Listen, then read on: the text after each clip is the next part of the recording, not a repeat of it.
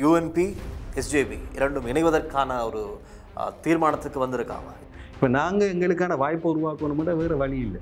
கொள்கையும் மண்ணாங்கட்டி இவ்வளோ தான் சொல்ல முடியும். தமிழ் பேசும் ஒரு எம்பி சாவகச்சேரியிலிருந்து வந்தார். இன்று ஐக்கிய நாடுகள் சபைக்கு பேச போகிறதா சென்று அவர் தனிப்பட்ட அவருடைய பிரச்சனைகளை தான் பேசியிருக்கின்றார். இதை நீங்கள் எப்படி பார்க்குறீங்க? சரி, நீங்கள் இப்போ அப்போ இலங்கையில் இருக்கிற சாகச்சேரி மக்களை நீங்கள் அப்படி பார்க்குறீங்க. அப்போ அமெரிக்காவில் இருக்கிற அத்தனை பேரும் பிள்ளையா? இப்போ சொல்லுங்கள் பதில். ஏன் நாமல் ராஜபக்சே இவருக்கு ஒரு பெரிய கனவு இருக்கிறது. 2029 நான் தான் ஜனாதிபதி என்று தான் இப்போ செல்லுமிடமெல்லாம் அவருடைய கதையாக இருக்கின்றது. எது நடக்குமென்று நான் இப்போ இந்த பதிலை சொன்னால் பார்க்குற அவ்வளோ பேருக்கும் சந்தோஷமாக இருக்கு.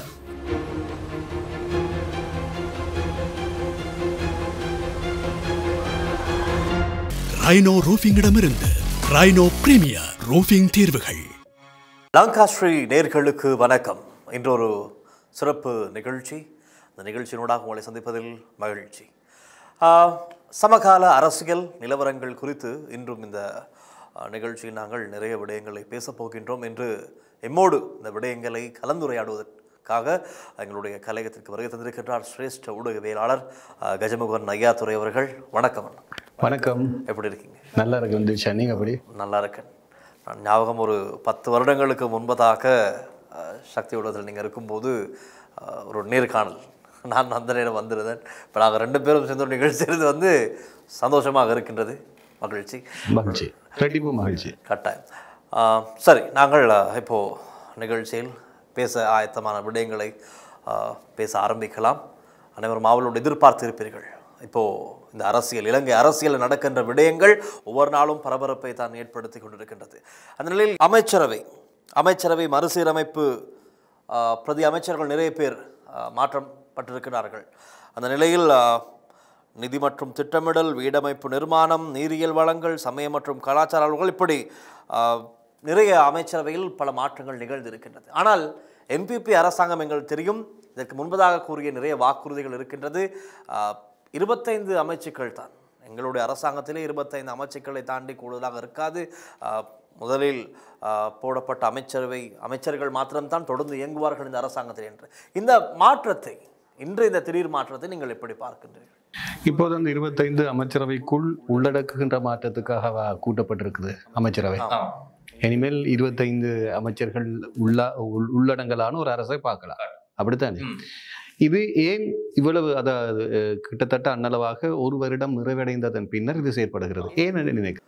இவர்கள் சொன்ன காரணம் எப்படின்னு சொன்னால் 2026 வரவு செலவு திட்டம், அதே போல் அதோடு சம்பந்தப்பட்ட அபிவிருத்தி பணிகளை துரிதப்படுத்தும் நோக்கிலே இந்த மாற்றம் செய்யப்பட்டதாக கூறப்படுகிறது. காரணம் இப்போது தெரியும், இப்போ கேபினெட்டில் ஒருவருக்கு கீழே 4-5 அமைச்சர்கள் அவருடைய பொறுப்பில் இருக்கின்றது.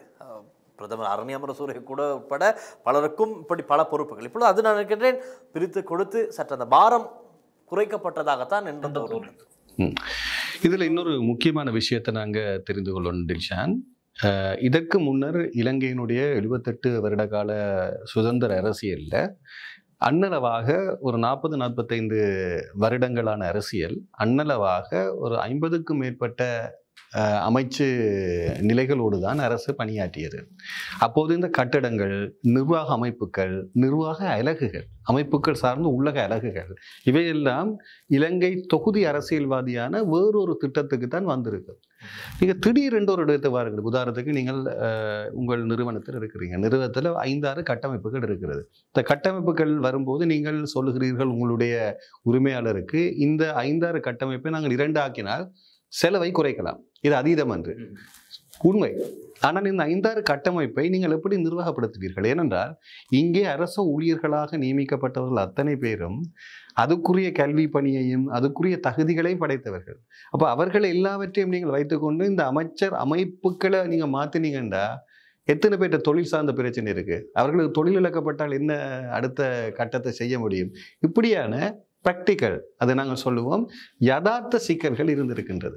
இப்போ இந்த யதார்த்த சிக்கலை புரிந்து கொள்றதுக்கு ஒரு காலம் வேணும். நீங்கள் யாருக்கு கையை காட்டி ஓட் போட சொன்னீங்களோ அவைக்கு நம்பி மக்கள் ஓட் போட்டுருக்கீங்க.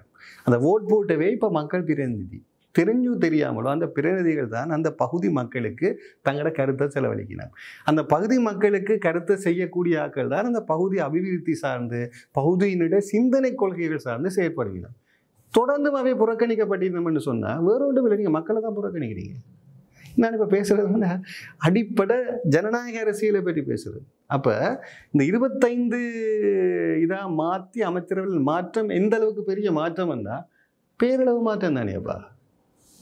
இதை குறைந்தபட்சம் சரி பரவாயில்ல, ஒரு வருடம் தானே போயிருக்கு, இப்போ நாங்கள் பார்த்துருக்குறோம். நான் எதிர்பார்க்குறேன் இது ஒரு புறம் இருக்கு, இன்னொரு புறம் ஊழலற்ற ஒரு நியாயபூர்வமான அரசு சார்ந்து இயங்குறதுக்கு இந்த அரசு போய்கொண்டு இருக்கு. அந்த நன்மையும் சொல்லுவோம். குறைந்தபட்சம் அடுத்த வருடமாவது மக்கள் தேர்ந்தெடுத்தவர்களுக்கான வாய்ப்பையும் கொடுக்க பாருங்க. இதில் அதிகமாக காயப்பட்டிருப்பது யார் சொல்லுங்க? அப்போ தமிழ் பேசும் மக்கள். வடக்கிலிருந்து இப்போ நீங்கள் பாருங்க, தமிழ் பேசும் மக்களுடைய பெரும் மாற்றத்தை சொல்றாரு. வடக்குல 3, சரியா? மலையகத்தில் பதுளை மாவட்டத்தில் மாத்திர 2, முதன்முறையாக ரத்னபுரம் மாவட்டத்திலிருந்து 1. இப்போ இவை ஒருத்தருக்கு ஒன்றும் இல்லை. ரத்னபுரம் மாவட்ட ஆளுக்கு மட்டும்தான் பிரதி அமைச்சு பதவி இருக்கு. அதுவும் பேச பொருள் பிரதி அமைச்சு தான், ஆழ்ந்த பிரதி அமைச்சு இல்லை. அப்ப தமிழ் மக்களுக்கு இல்லை, தமிழ் பேசுற மக்களுக்கு இல்லவே இல்லை.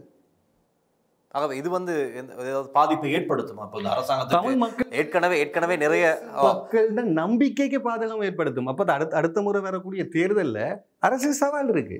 எப்படி என்றால் நாங்கள் இப்போ ஜனாதிபதி தேர்தலில் பார்த்த வாக்குகளின் அளவும், பாராளுமன்ற தேர்தலில் பார்த்த வாக்குகளின் அளவும், அதே போல உள்ளூராட்சி மன்ற சபை தேர்தலில் பார்த்த அளவும் என்பிபி அரசுக்கு ஒரு குறைவு இருக்கின்றது. அது ஜனாதிபதி தமிழ் பேசும் மக்களிடையே பாரிய குறைவு. இப்போ ஜனாதிபதி அனுரகுமார் திசாநாயக்க மீது வைத்த நம்பிக்கை அந்த கட்சியை சேர்ந்த ஏனையவர்களுக்கு அடுத்த 2 தேர்தல்களிலும் எங்களுக்கு காணக்கூடியதாக இல்லை. இன்னும் கேள்விக்குறியாகவும் இதே மாதிரி செயற்பாடுகள். ஏற்கனவே தமிழ் தேசியவாதிகளினுடைய பொய்களை புறக்கணிப்பதற்கு தான் மக்கள் வாக்களித்தார்கள். இது இப்போது தெரிகிறது. சரி, அப்போ நீங்கள் வந்து அபிவிருத்தியை மட்டும் போய் வச்சுட்டீங்கன்னா பிரயோசனம் இல்லை. அப்போ நீங்கள் அடுத்த கேட்கலாம், அப்போ கட்டுறது புள்ளியா? கட்ட வேணும், மக்களுடைய அபிவிருத்தி வரணும். ஆனால் அபிவிருத்தி எப்படி வரணும் என்றால் உண்மையான ஜனநாயக உள்ளடக்கத்தில் வரணும். அப்படியே சொல்லிட்டேனா? சரிதானே, உண்மையான அபிவிருத்தி நோக்கத்தில் வரணும். அப்போ இது சிந்திக்க வேண்டிய மிகப்பெரிய காலம். தேசிய மக்கள் சக்தி என்ற புது அரசு, புதிதாக வந்த கட்சியை மக்கள் நம்பி இருக்கிறார்கள். 3லிருந்து 50, நல்லா புரிந்து கொள்ளுங்கள். அப்போ அந்த 3 தான் நீங்கள் என்ன அமைச்சரவையாக பயன்படுத்துறீங்க. அங்கே சும்மா முகப்பூச்சிக்கு பிரதி அமைச்சரை போட்டிருக்கிறீங்க. இதை வந்து நீங்கள் 50 ஆக்குற மக்களோட நம்பிக்கையை நீங்கள் வைத்தா தான் அடுத்த முறை செய்யலாம். இப்போ உண்மையாகவே தேசிய மக்கள் சக்தி வெண்டு கொண்டுறதுக்கு மூல காரணம் எதிர்கட்சியின் பலகீனம். எதிர்கட்சிக்கு ஒரு திட்டமே இல்லை, என்ன செய்கிறேன்னு தெரியாமல் பேசிகிட்டு இருக்கணும். அது ஒரு நல்ல காலமாக இருக்கிறது. அவ்வளோதான். அதான் இப்போ நாங்கள் எதிர்கட்சி சம்பந்தமாக பேசினாலும் யூஎன்பி எஸ்ஜேபி இரண்டும் இணைவதற்கான ஒரு தீர்மானத்துக்கு வந்திருக்காங்க. இதுவரைக்கும் தேர்தல் மேடைகளில் சொன்ன விடயங்கள் தெரியும். ஒரு காலத்திலும் இனி எங்களுக்கும் யூஎன்பிக்கும் எந்த விதமான தொடர்பும் இருக்காது. ஜேவிபி அதாவது என்பிபி அரசாங்கமும் யூஎன்பியும் தான் ஒன்றாக டீல் செய்து தேர்தலில் எங்களை வீழ்த்துவதற்கு சூழ் செய்து கொண்டிருக்கிறார்கள் என்று சஜித் பிரேமதாச ஒரு தேர்தல் மேடைகளை கூறுகிறார். கொட்டகலையில் நடந்தது நினைக்கிறேன், அங்கு நடந்த தேர்தல் மேடையில். ஆனால் 2 கட்சிகளும் மீண்டும் ஒன்றிணைகிறது. தொடர்ந்து அவர்களுக்கு தெரிகிறது தங்கள் கட்சி சார்ந்து யாரும் வரல, எல்லாரும் இப்போ அரசாங்கத்தோட கூடுதலாக இணையினம். இப்போ நாங்கள் எங்களுக்கான வாய்ப்பை உருவாக்கணும்னா வேறு வழி இல்லை, கொள்கையும் மண்ணாங்கட்டி, இவ்வளோ தான் சொல்ல முடியும். இப்போ இந்த எதிர்த்தரப்பில் இப்போ நீங்கள் சொல்கிறீங்க தானே, எதிர்த்தரப்பு அரசியல்வாதிகளை பற்றி ஒரு விஷயம் சொல்லிட்டீங்க. ஆனால் கடந்த தேர்தல்களில் அந்த எதிர்த்தரப்பு அரசியல்வாதிகளையும் நம்பி வாக்களித்த வாக்காளர்கள் இலங்கையில் இருக்கிறார்கள். அப்போ அவர்களுடைய நிலைப்பாடு என்னவாகும்? இப்போ அவர்களுக்கு ஒரு பாரு ஏமாற்றம் இது.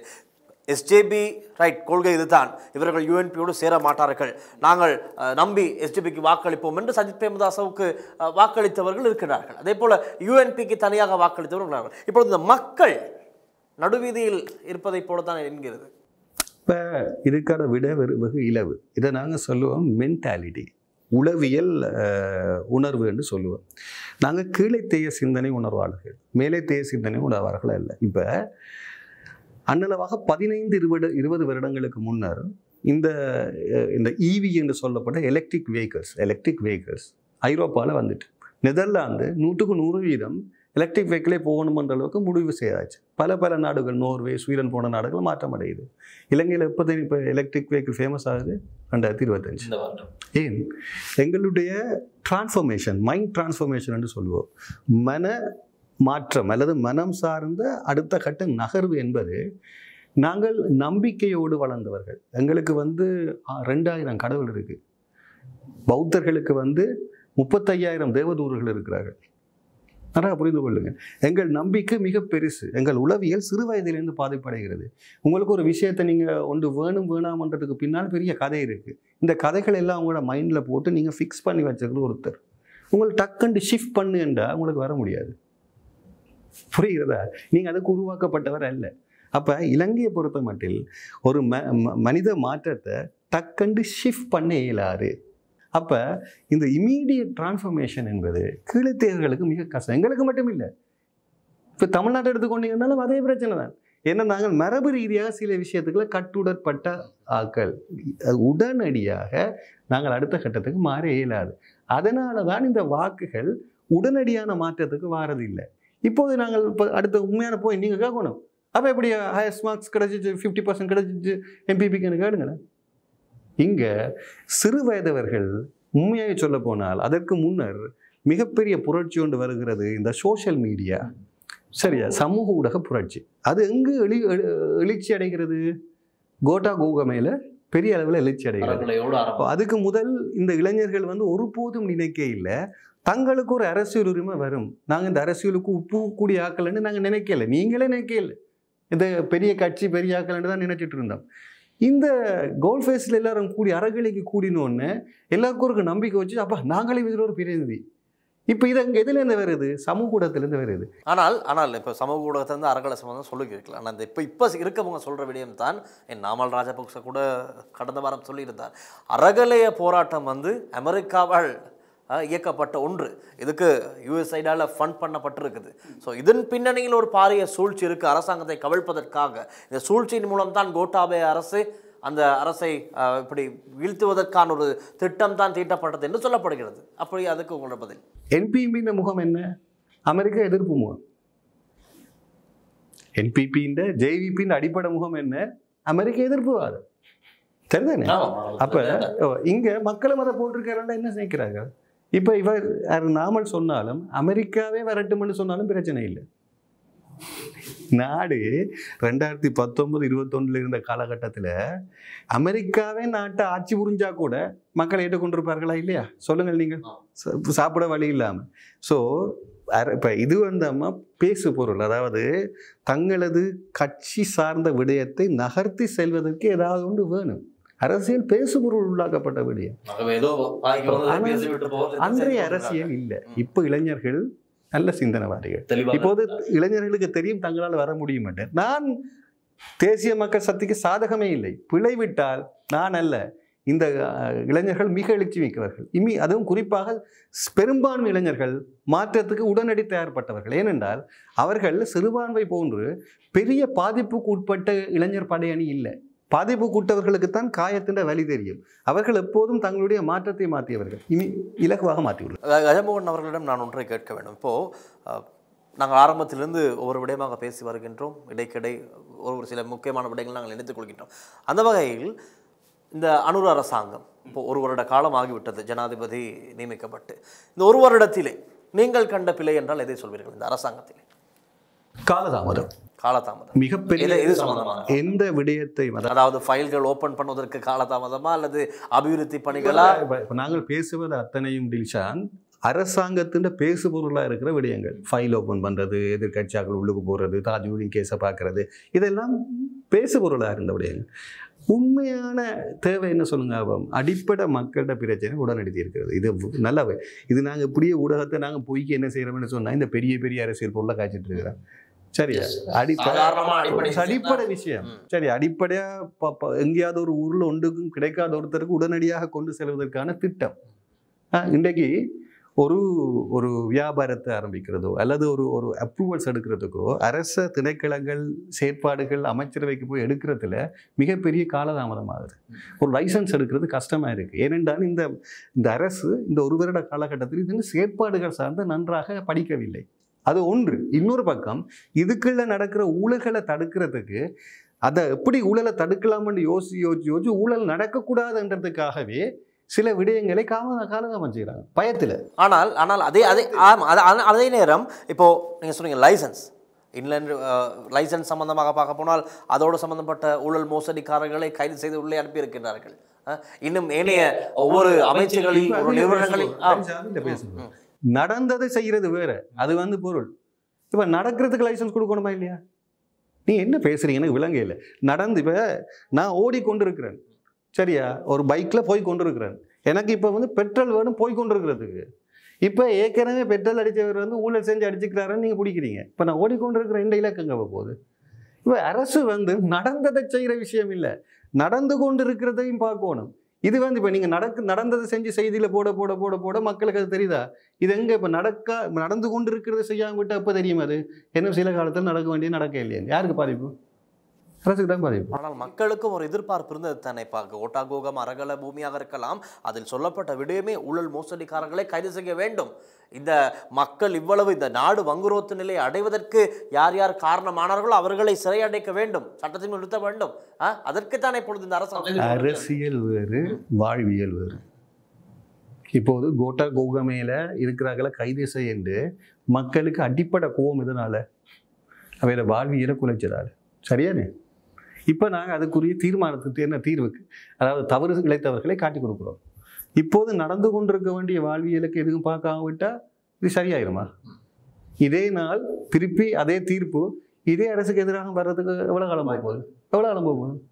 அப்போ இங்கே இயல்பாக நடந்து கொண்டிருக்கிற செயற்பாடுகளை அவசரமாக நடைமுறைப்படுத்துவதற்கான அமைப்பு முறையை உருவாக்க வேண்டும். கற்பதற்கு காலதாமதம் எடுக்க முடியாது. பலர் இருக்கிறார் வெளிநாட்டிலிருந்து முதலீடு செய்வதற்கு. இலங்கை முதலீட்டாளர்கள் நீண்ட காலமாக பொறுத்து கொண்டிருக்கிறார்கள். தெரிந்தால் உங்களுக்கு இந்த கதை இன்னும் அதற்கான கிடைக்கவில்லை, அவர்கள் செய்வதற்கான அப்ரூவல்ஸ் கிடைக்கவில்லை. இப்போ இதுக்கு என்ன சொல்ல போறீங்க? அப்போ இன்னும் வீரியமாக செயற்படுத்திறனோடு அரசு செயல்பட வேண்டும், வினைத்திறனாக செயல்பட வேண்டும். இப்போ எதிர்கட்சிகள், நாங்கள் முதலிலும் பேசினோம், இந்த எதிர்கட்சியினுடைய முன்னேற வேலை எதிர்ப்பு அரசியல் செய்வது தான். ஆனாலும் அரசாங்கம் முன்வைக்கின்ற ஒவ்வொரு திட்டங்களாக இருக்கலாம், பாராளுமன்றத்தில் முக்கியமாக பேசுகின்ற விடயங்களாக இருக்கலாம், இதற்கு அனைத்திற்கும் எதிர்ப்பை தெரிவித்து காலைப்பீடத்தில் இருக்கும் செயற்பாட்டில் தான் ஈடுபடுகின்றார்கள். இதை நீங்கள் எப்படி பார்க்கலாம்? இது ஒரு பாரிய சவாலாக அமையும் தானே. இப்போ யுஎன்பி எஸ்ஜேபி இணைந்ததுமே அவர்களுடைய அந்த பக்கம் மிகவும் பலம் வாய்ந்ததாக அமையத்தான் போகின்றது. நீங்கள் அப்படி நினைக்கின்றீர்களா? என்ன நடக்கும்? இங்கே நான் நினைக்கிறேன், எந்த ஒரு நாதியுமற்ற எந்த ஒரு அழுத்தமும் கொடுக்கக்கூடிய ஒரு எதிர்கட்சி இல்லை என்று அதை புரிஞ்சு கொள்ளவே இல்லை. ஏனெண்டா இப்போ ஹர்ஷடி சில்வா, நான் பேரை சொல்லலாம், ஹர்ஷடி சொல்லா, ஈரான், நாங்கள் சொல்லுகிற பெரியாக்கள் எல்லாருமே சிஸ்டமேட்டிக்ஸ் வேர்ட், சரியா, மிகவும் என்ன கலை சொற்கள் மிகுந்ததை சொல்லி கொண்டிருக்கிறார்கள். அடிப்படை மக்களுக்கு புரிய போகிறதே இல்லை. இது எதிர்ப்பு அரசியல் அல்ல, கவலைக்கிடமான விஷயம். ஏனென்றால் கவலைக்கிடமான விடயம், அதையும் சொல்லுகிறேன். ஏனென்றால் இப்போ ஒரு ஊடகவியலான புரிதல் என்ன சொல்லுங்க பாப்போம். ஒரு ஆட்சி இருக்குமாக இருந்தால் அரசு, அதற்கு நிகரான எதிர்கட்சி இருக்கும் போதுதான் ஆரோக்கியமான ஒரு செயற்பாடு மக்களுக்கு போய் சேரும். அது இங்கே காணக்கூடியதாக இல்லை. அப்போது இப்போது நல்லா இருக்கலாம், நாளைக்கு இவர்கள் செய்வதிலே ஒருமித்த அல்லது அவர்கள் தாங்கள் ஏகோபித்த ஒரு விஷயத்தை செய்கிறாங்களா இருந்தால் அது மக்களுக்கு பாதிப்புண்டா திரும்பி பேசுறதுக்கு ஆள் இல்லை. இது பாதகமா சாதகமா? பாதகம். இப்போ மற்றும் ஒரு விடயம் தான், இப்போ நீங்கள் எதிர்கட்சியில் இருக்க ஒரு சிலரை பேசுனீங்க. தமிழ் பேசும் ஒரு எம்பி சாவகச்சேரியிலிருந்து வந்தார். இன்று ஐக்கிய நாடுகள் சபைக்கு பேச போகிறதா சென்று அவர் தனிப்பட்ட அவருடைய பிரச்சனைகளை தான் பேசியிருக்கின்றார். இதை நீங்கள் எப்படி பார்க்குறீங்க? ஒரு தமிழ் அரசியல்வாதி, மக்கள் வாக்களித்திருக்கிறார்கள் 21,000 பேர். அங்கே இப்படி இருக்கிற நிலையில் ஐக்கிய நாடுகள் சபையில் ஒரு நாட்டை பிரதிநிதிப்படுத்தி ஏதோ ஒரு வகையில் அவர் சென்றிருக்கின்றார். சென்று அவருடைய அந்த நடத்தை, அங்கு அவர் நடந்து கொள்கின்ற விதம், நேரில் வந்து பேசுகின்ற விதம், இதை நீங்கள் எப்படி பார்க்கின்றீர்கள்? அவருக்கு வாக்களித்த மக்கள் இதை எப்படி எடுத்துக்கொள்ள வேண்டும்? உங்களுடைய கருத்து. மனித வலு என்ற ஒரு விஷயம் கேள்விப்பட்டிருக்கிறீங்களா? நீ எத்தனையோ தேர்தல், எத்தனையோ பரீட்சைகள் முகம் கொடுக்குறீங்க, O level, A level, scholarship, எத்தனை பரீட்சைகள்லையும் ஏதோ ஒரு கேள்வியே பிள்ளைன்னு சொல்லுவோம் தெரியுமா? ஏதோ தவறு அடிக்கப்பட்டிருக்காங்க. பெரும் புத்தகங்கள் இருக்குது, அதில் எழுத்துப்பிள்ளை இருக்கும், சொற்பிள்ளை இருக்கும், எக்கச்சக்கமாக இருக்கும். பெரும் பேச்சாளர்கள் மேடையில் பேசுவீங்கன்னா மிகப்பெரிய ஒரு கருதுகோளை பிள்ளையா சொல்லிட்டு தெரிஞ்சு நடக்குதா? இல்லை. இப்படி இந்த இப்போ ஆடை தொழிற்சாலையில் எத்தனை ஆடைகள் வருகிறது, அது பிழையான ஆடையை நாங்கள் ஒதுக்கி வைக்கிறோம் இல்லையா? அதே மாதிரி தேர்தல்களிலும் மக்கள் இது ஒரு எண்ணக்கரு தானே, விருப்பத்தின் பேர் போய் புள்ளடியிட்டு வருகிறார்கள், அதில் ஒரு தவறு வருகிறது. ஆகவே இந்த செயற்பாடுகள் மக்கள் புரிந்து கொள்வதற்கான உண்டு. இப்போ நான் இதை பேசிக்கொண்டிருக்க சில மக்களுக்கு அந்த செயற்பாடுகள் பிடித்ததாக கூட இருக்கலாம். நிச்சயமாக அது அவர்களுடைய உரிமை என்பதை நாங்கள் புரிந்து கொள்ள வேண்டும். அது அவர்களுடைய ஜனநாயக உரிமை. நாங்கள் சொல்ல முடியாது, இல்லை இதை எதிருங்கள் என்று நாங்கள் சொல்ல முடியாது. இப்படி தனிப்பட்ட விஷயத்தை தான் போய் பேசணும்ன்றதுக்காகத்தான் நாங்கள் புள்ளடிட்டோம் கூட சொல்லலாம். ஆகவே நாங்கள் அந்த ஜனநாயக உரிமையை தவறு சொல்லலாது. நிச்சயமா சிலர் சொல்கிறார்கள் அவர் வெளிப்படைத்தன்மையாக இருக்கின்றார், இப்படி வேற யாரும் இப்படி வெளிப்படையாக இருந்ததில்லை என்று கூட கமெண்ட்ஸ் பார்க்கும்போது தெரிகிறது. புரிதல் என்பது இப்போ பாருங்கள், நான் ஊடகவியலாளர் எவ்வளவு அழகாக புரிதலை சொல்கிறேன். வலு என்பது அனைத்து இடத்திலும் இருக்கு. நான் கூட நினைத்ததை பேசாமல் இருக்கலாம், அதே போன்று அதில் சம்பந்தப்பட்டவர் கூட தான் நினைத்து கொண்டு போனதை வேறொன்று செய்திருக்கலாம். இதை நாங்கள் ஒன்றுமே செய்ய முடியாது. இல்லை, நான் இதை கேட்டதுக்கான பிரதான காரணம் கஜமோகன் அவர்கள், இப்போ இது ஒரு பிழையான உதாரணமாக போயிடக்கூடாது தானே. காரணம் மக்கள் ஏதோ அப்படி நான் இப்போ ஒரு கேள்வி கேட்குறேன். சரி, நீங்கள் இப்போ அப்போ இலங்கையில் இருக்கிற சாகச்சேரி மக்களை நீங்கள் அப்படி பார்க்குறீங்க, அப்போ அமெரிக்காவில் இருக்கிற அத்தனை பேரும் பிள்ளையா? இப்போ சொல்லுங்க பதில். ஏன் ஜனாதிபதி அவர் என்ன செய்கிறார்? ஆகவே மக்களோட விருப்பு வேறு, அதை நாங்கள் புரிஞ்சு கொள்ளணும். மக்களோட விருப்பு பேர். இப்போ நீங்கள் நினைக்கிற ஒரு காட்சி பொருள் தான் ஒரு அரசியல்வாதியாக இருக்கணும்னு நீங்கள் அப்படி கேட்க முடியும். எங்களுக்கு அதுக்கான உரிமை இல்லை. நாங்கள் ஒரு ஊடகமாக மக்கள் ஜனநாயகம் மதிக்கப்படுவோம். அது அடுத்த தேர்தலில் தான் நாங்கள் பார்க்கலாம். இப்போ நாங்கள் அந்த நடைமுறைகளை மாத்திரம் காட்சிப்படுத்தி கொண்டு இருக்க வேண்டியது இதான் நடக்குது என்று சொல்கிற கடமை தான் எங்கள்கிட்ட இருக்கே தவிர அதை நாங்கள் இருதரப்பு சார்ந்து வாதிடுவதற்கு இல்லை. நான் ஏதாவது சொல்வதிலே மிகப்பெரிய ஒரு நடுநிலை இருக்கிறது புரியுது அவங்களுக்கு, அவ்வளோதான். இப்போ அதே மாதிரி தான் நாமல் ராஜபக்சே, இவருக்கு ஒரு பெரிய கனவு இருக்கிறது. 2029 நான் தான் ஜனாதிபதி, இலங்கை மக்கள் அனைவருமே இந்த ஏகேடி அரசை புறக்கணித்து விட்டு என்னை அந்த ஆசனத்தில் அமர வைத்து விடுவார்கள் என்று தான் இப்போ செல்லும் இடமெல்லாம் அவருடைய கதையாக இருக்கின்றது. என்ன நடக்கும்? ஜனாதிபதி ஆகி விடுவாரா அல்லது என்ன வேறு நீல நிற பஸ்ஸில் விரைவில் ஏறுவாரா? அவர் பகல் கனவு கண்டு கொண்டு இருக்கிறார். என்ன நடக்க மட்டும் நான் இப்போ இந்த பதிலை சொன்னால் பார்க்குற அவ்வளோ பேருக்கும் சந்தோஷமாக இருக்குது. சரியா? மற்ற பக்கம் மட்டும் சொல்கிறேன், இதை எப்படி நாங்கள் புரிஞ்சு கொள்வோம். இப்போ அன்ருகுமார் திசாநாயக் அவர்கள், டில்வின் சில் அவர்கள், விஜித ஹேரத் அவர்கள் சகோதரர்கள் உண்மையிலேயே விசாரணைகள் நடத்தி ஜனாதிபதி மஹிந்த ராஜபக்ச அவர்கள் ஆட்சி புரிந்த நேரம் இவர்களுக்கு எதிராக நடவடிக்கை நடத்தியிருக்க முடியுமா இல்லையா? வன்முறைகளுக்கு துணை போனவர்கள் என்று கூறுங்கள். செய்திருக்கலாம் தானே? அதுக்கு சாட்சிகளை பதிவு செய்து அவர்களையும் கொண்டு போய் உள்ளுக்கு போட்டிருக்கலாம் தானே? அரசியல் பழிவாங்கல்கள் என்பது ஆண்டாண்டு தோறும் நடக்குது. இது நாங்கள் இன்றைக்கு பார்க்க இல்லை. இப்போது நாங்கள் முதல் வருடத்தில் இருக்கிறோம். இந்த ஆட்சி இதே போன்ற இந்த ஆட்சி 5 வருடங்கள் போக வேண்டும். 5 வருடங்களிலே மக்களுக்கு எழுச்சி வர வேண்டும். அந்த எழுச்சி திருப்பி இன்னொரு 5 வருடத்துக்கு தொடர வேண்டும். அப்படி தொடர்ந்து இது சிறப்பாக இருந்தால் உண்மையாகவே நாமல் ராஜபக்சனுடைய எதிர்காலம் கவலை கிடந்தார். அதே நேரம் இந்த ஆட்சி இப்போ 2 வருடங்களிலே பிரச்சனைக்குரியதாக மக்கள் பிடிக்காததாக மாறுகின்றது. இப்போது முதல் வாய்ப்பாக இருக்கு. ஏனென்றால் இங்கே கடுமையை எதிர்த்து கொண்டிருப்பது நாமல் அவர்கள். அவர் சிறைக்கு சென்றால் கூட திரும்ப வந்தும் ஜனாதிபதி ஆவதற்கு வாய்ப்பு இருக்கா இல்லையா? இந்த உண்மையை நாங்கள் புரிந்து கொள்ள வேண்டும். அவ்வளவுதான். இப்போ இந்த அரசாங்கத்தின் நடவடிக்கையும் இப்போ நீங்கள் சொன்ன மாதிரி தான். ஒரு வாரம் இது எதிர்கட்சின்னு சொன்னாங்க. இந்த வாரம் தாஜுதீன் வாரம், அடுத்த வாரம் லசந்த விக்ரமதுங்க வாரம், இப்படி இப்போ இந்த அடுத்த வாரம் ஈஸ்டர் தாக்குதல் வாரம், இப்படி ஒவ்வொரு வாரமும் ஒவ்வொரு சப்ஜெக்ட் கதைகளைத்தான் இந்த அரசாங்கம் காண்பித்துக் கொண்டிருக்கின்றது. ஒரு கண்காட்சி அரசியலை செய்து கொண்டிருப்பதாக சொல்லுகிறார்கள். ஒரு அரசாங்கம் விற்பனை செய்கிறது எது? அரசியல் நகர்வு. அதை அடிப்படையாக வச்சுத்தானே ஒரு அரசு செயற்பட்டு கொண்டிருக்கிறது என்ற சந்தைப்படுத்தல் ஊற்றி வரும். அப்போ அரசு சந்தைப்படுத்தல் செய்யாமல் இருந்தால் அரசு இருக்க முடியுமா? சந்தைப்படுத்தல் வேணும். இல்லாட்டி என்ன கொள்கை பரப்பு செயலாளர் என்று இருக்கிறாங்க, செயற்பாடுகள் நடக்குது. அப்போ அதெல்லாம் நடக்கும். அப்போ இதில் இந்த தலைப்புகள் அதிகமான பேசுபொருளாக விற்பனை ஆகின்றனவாக இருந்தால் அது அரசுக்கு வெற்றியா தோல்வியா? இப்போ நேற்று ஒரு தலைப்பு இருக்குது, இன்றைக்கு ஒரு தலைப்பு இருக்குது. நேற்றைய தலைப்பை விட இன்றைய தலைப்பு பேப்பர் கூட விற்குது.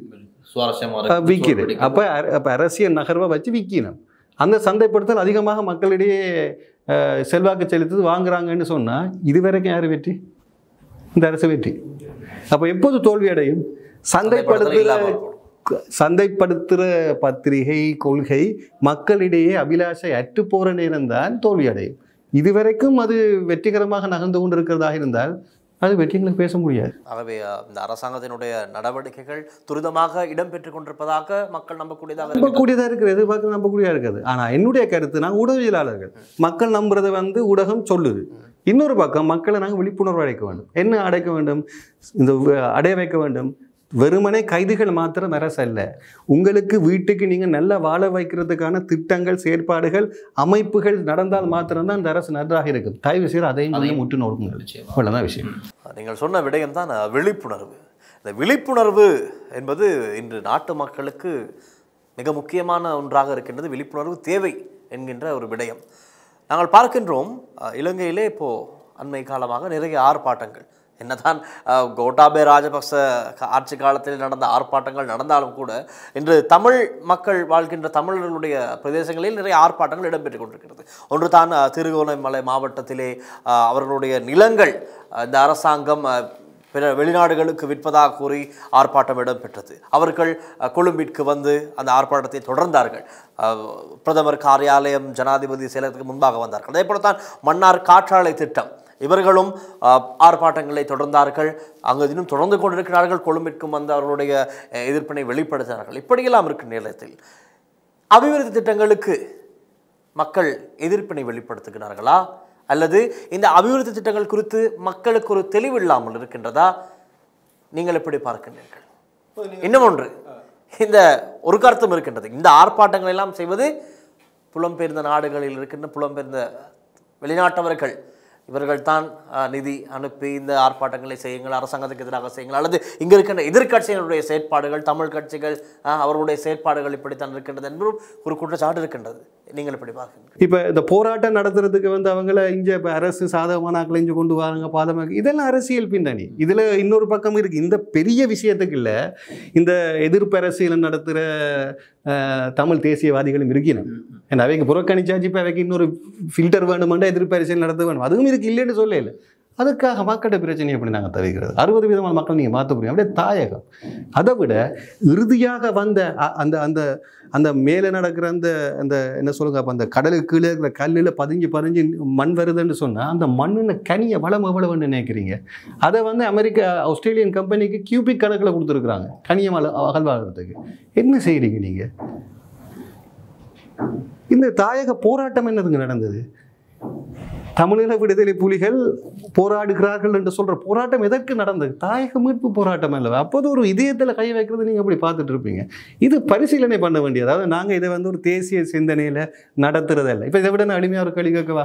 இப்போ இதே விஷயத்தை நீங்கள் தெய்வல கடற்கரையில் கிண்டுறீங்க, ஏதோ ஒன்று இருக்குண்டு.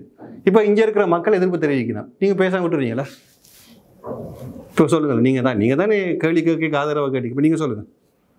இப்போ மக்கள் எதிர்ப்பு தெரிவிக்கணும், நீங்கள் என்ன செய்வீங்க? தயவு செய்து போய் பாருங்கள், அதில் இருக்கிற சிக்கலை பாருங்கள், அதில் இழப்பீடு கொடுக்கப்பட்டிருக்கான்னு பாருங்கள். அதில் பாறைகள் ஏற்கனவே இந்திய டோலர் படகுகள் கொண்டு அடியில் போட்டு எடுக்குது. இந்த பவளப்பாறைகள் எல்லாம் சிங்கராஜ வனம் போன்று பாதுகாக்கப்பட வேண்டியவை. உயிரியல் மீள் பகுப்பாய்வுக்கு அமுக்கப்பட வேண்டியவை. குறிப்பாக இந்த தாவரங்கள் மூலமாக மழையிலிருந்து எக்கச்சக்கமான வெப்பநிலை பாதுகாப்பு கவலைக்கிடமா இருக்கு. தீமையான விளைவுகள் இருக்கு, இல்லைன்னு இல்லை. அதே நேரம் இந்த தீவகத்திலே ஏன் போடணும்ன்ற நீங்க தான் வேறு இடத்துல கொண்டே போடுங்க, தவறு இல்லையே. அதை மக்களுக்கு கேட்கணும், வேறு இடங்கள் இருக்கு, போடுங்க. சொல்ல விளங்குதா? அப்ப மக்களுடைய கோரிக்கை அதான், நீங்க போடுவது தவறல்ல. இதை இப்ப நான் உங்கள்ட்ட இன்னொன்னு கேட்கறேனே, மலைக்கு மேல கொண்டு போய் ஃபேன் போடுறது லேசா, கடற்கரையில ஃபேன் போடுறது லேசா? எது நல்ல? மலைக்கு மேலே நீங்கள் எங்கேயாவது மலை நாட்டுக்கு மேலே போயிருக்கீங்க தானே? எப்போயாவது காற்று அடிக்காமல் இருந்திருக்கா? அடிச்சுட்டே இருக்கு. அது மட்டும் இல்லை, மேலே காற்று போய் மலைக்கு கீழால் திருப்பி ரீஃபில்ட்டை பண்ணும் இல்லையா? அதில் நீங்கள் இன்னொரு விட்டத்தை போட்டு இன்னொன்று சூழலை வைக்கலாம், ரட்டிப்பு இருக்கிறது. அங்கு எல்லாம் போடப்படாதவை ஏன் இங்கே தேடி போடப்படுகின்றன? ஏன்னா அங்கு கொண்டு செல்வதற்கு பணவிரியம் அதிகம். ஏனென்றால் அது பாறையோடு சேர்த்து பொருத்துவதற்கு பணவிரியம் அதிகம். இவையெல்லாம் பார்த்து செயல்படுத்தப்படுகிறது. கொஞ்சம் பரிசீலிக்கலாம். அதாவது ஒரு மக்கள் எதிர்ப்பு தெரிவிக்க சும்மா ஒட்டுமொத்தமாக முட்டாள்கள் இப்படி தேவையில்லை, நாங்கள் எந்த அபிவிருத்தியும் கொண்டு வந்தால் அதை விடுறாங்க இல்லைன்ற ஒரு விஷயத்தை விட்டுட்டு தயவு கூர்ந்து அபிவிருத்தி செய்யலாம். மற்றது இலங்கைக்கு என்ன நன்மை, இதை பற்றியெல்லாம் நாங்கள் பேச வேண்டும். இப்போ அதானி எதிர்த்தார்கள், 53 காற்றாலையை கொண்டு வராங்க. இப்போ அன்னளவாக 53 வந்துட்டு. இப்போ அப்போ எதிர்த்ததுக்கு என்ன காரணம் இருக்குது? ஆனால் இப்போ இது சம்மந்தமாக ஜனாதிபதி செயலகத்தில் ஜனாதிபதியோடு ஒரு கூட்டம் இடம்பெற்றது.